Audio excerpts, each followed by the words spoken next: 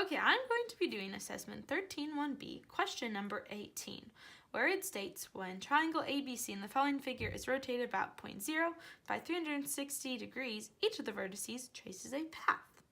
So we're first going to look at part A, which says what geometric figure does each vertex trace? So I have some handy dandy triangles here. I'm going to take the book out of the way for a minute.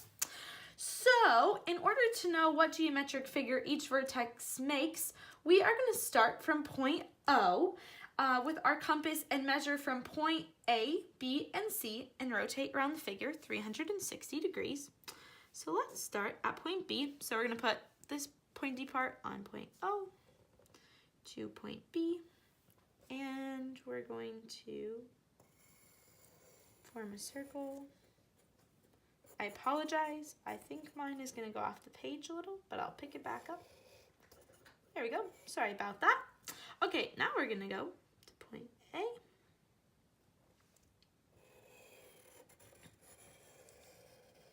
Again, it's going to go a little bit off the page, but we'll pick it back up and end at A. And then last but not least, we're going to go to C. This one might stay on the page for me. Yay, there we go. Wow, sorry guys, I'm really struggling here.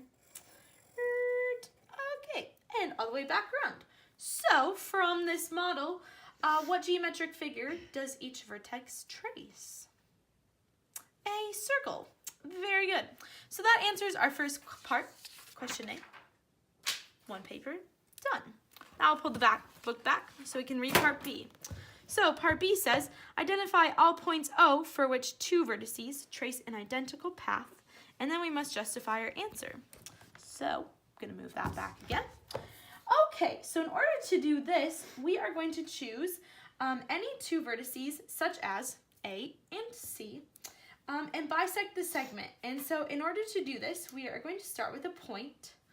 And so let's start with point C. And so we're going to go a little bit over half. Yeah, that's good enough. We're going to swing an arc above and swing an arc below. We'll make it a little bit bigger. You just never know.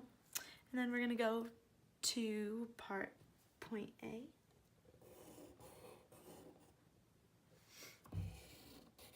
Uh-oh. And see, I still didn't make C big enough. There we go. So that is going to give us our perpendicular bisector. And so what we're going to do is we're going to find the point these two are going to intersect. So I'm going to use this lovely Easter card my grandma gave me. You know what? Let's use the other side. That'd be a better straight edge. There we go. So I'm going to make a line there. So again, just to walk you through the steps of what we just did. So we chose a point and we made an arc above and an arc below. Then we chose another point, made another arc above and another arc below. And then we found the perpendicular bisector, so the place where they both are going to intersect. And so there, now that we have found our perpendicular bisector, we can conclude that any point on the perpendicular bisector of segment AC will trace the same circle. So let's take a look and make sure our proof is right. So you can make a point anywhere on your line. I'm just going to make one here. And whoa, sorry about that. Form. Wow, big yikes. A circle. There we go. And so there we have part B. Now, on to the last one.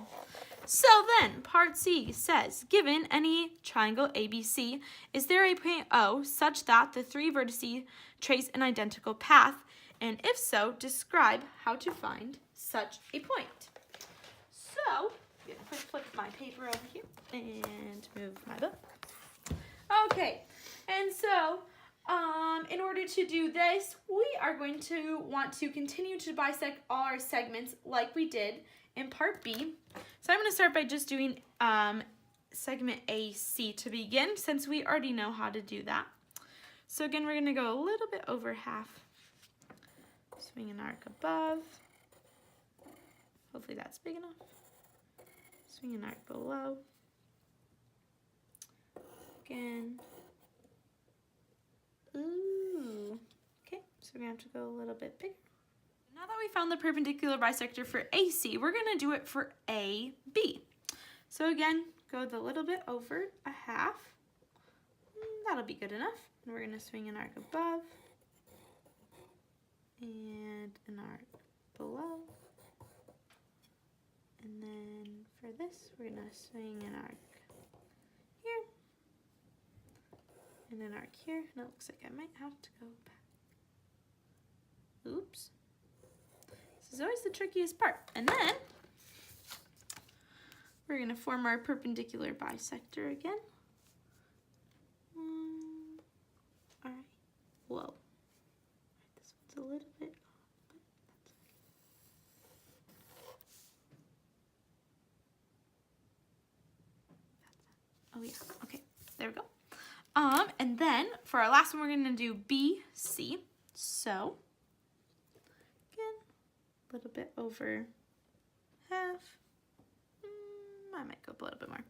All right, we're gonna swing above, swing below,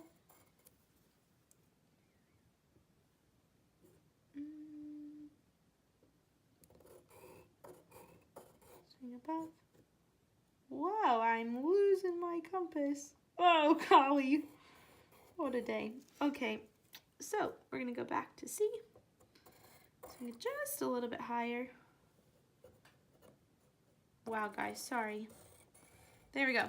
And then, so now we're going to connect our perpendicular bisectors right here.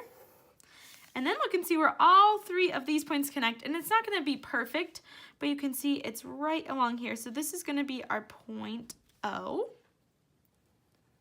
And so now what we're going to do is draw our circle. So we're going to start at O. And go to B and draw our circle. So it should almost touch A. Whoa! Mamas! All right, we're going to try that over. Sorry, guys. Wow. All right, here we go. A.